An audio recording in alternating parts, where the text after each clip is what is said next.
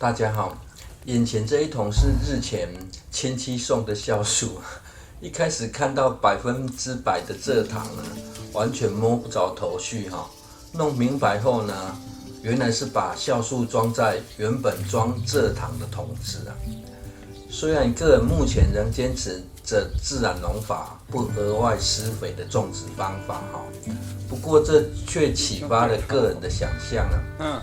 制作酵素的时候呢，通常会倒入砂糖或是糖蜜了，于是找到一个制作酵素的桶子啊。不过呢，这桶子既然是40年前乡公所发的古董，40年前呢，在乡下发这样式的垃圾桶哈，显然很容易失败啊。只看到内部装的是餐盘哈，可想而知呢，很大的比率都被拿去当成收纳桶了。不过，为何说是小黑的预判呢？就来回顾一下之前的小黑吃甘蔗的影片。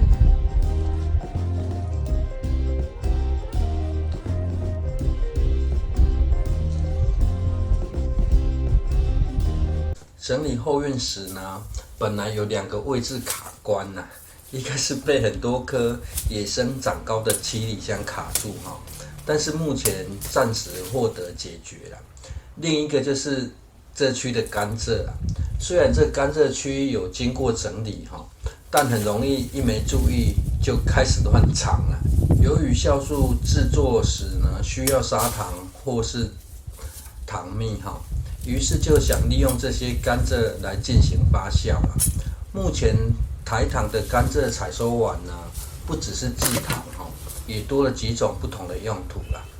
但是要让甘蔗变成蔗渣的过程呢，没有机器用吃的速度实在太慢了哈，总不能叫一群人围着吃甘蔗再收集甘蔗渣了。这样的画面呢，不但劳师动众哈，而且也太搞笑了。没有蔗渣，只好继续往上发展，直接用甘蔗哈。这纯是个人想象的做法了，毕竟用甘蔗直接做酵素，成本也太高了。但这样却可以加速将这区块清理完哈，就连失败的退路也都先想好了。甘蔗渣发酵完呢，滤出酵素后，还可以回填土壤哈，充当有机质啊。而现在是直接使用甘蔗哈，日后充当有机质外呢，甜食也是蚯蚓非常喜欢的食物啦。砍除甘蔗快很准哈，用这淘汰的菜刀一样可以手起蔗落啦。习惯这样填充文字啊，难怪 Google 大神老是很难翻译哈。影片其实都有上字幕嘛，不打开字幕的话，应该会时常不知道我在说什么哈。选择将倒塌或是比较纤细很长的甘蔗优先砍下。不过这虽然是白甘蔗哈，却是可以长到比红甘蔗粗啊，一刀就可以砍下哈，就可以知道这甘蔗其实硬度很低啊。有印象的观众朋友呢，可能还记得这是流传几十年的品种了。在进行下一步之前呢，眼前桶子右侧是修剪后暂时移植的七里香啊，因为没有多余的花盆可以使用哈，只好先移植到当初做天然介质土的位置啊，也不算亏待他们啊。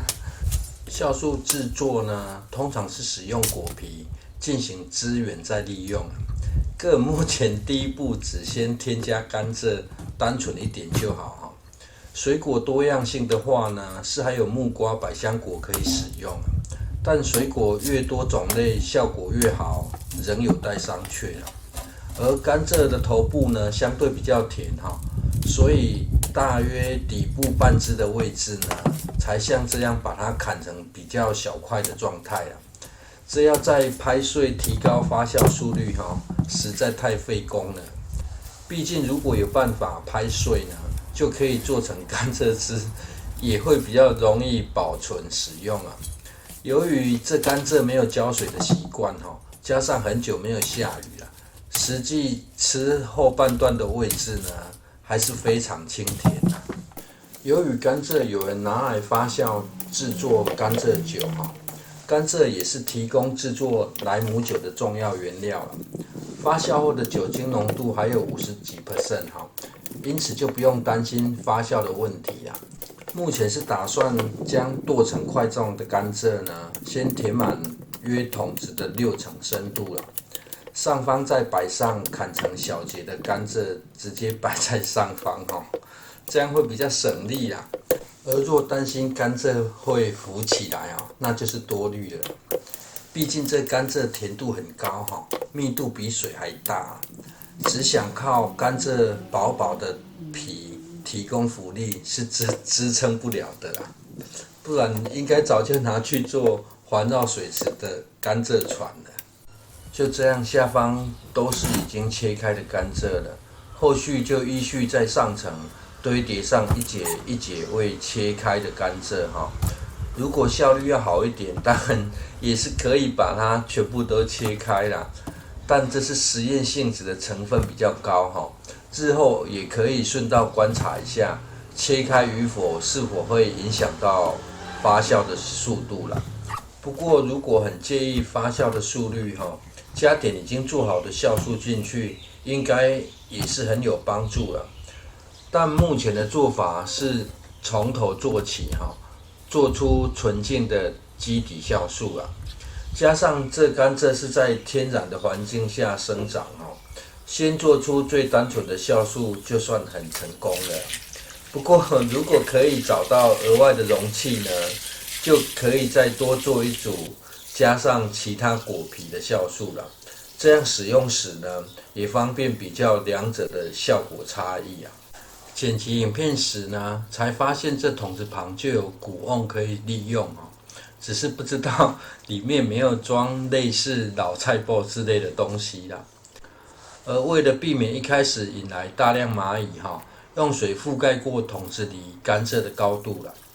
填满水之后呢，就闻到甜甜的甘蔗味道哈。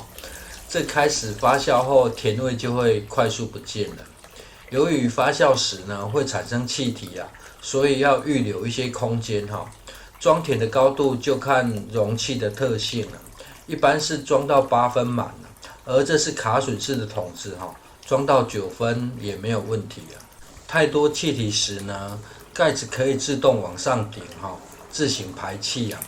若是想要完全密封住呢，也可以在上方用重物压住了。封存之后呢，预计会采用每周拍摄发酵的进度啊。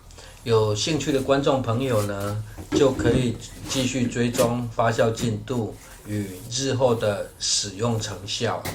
谢谢收看。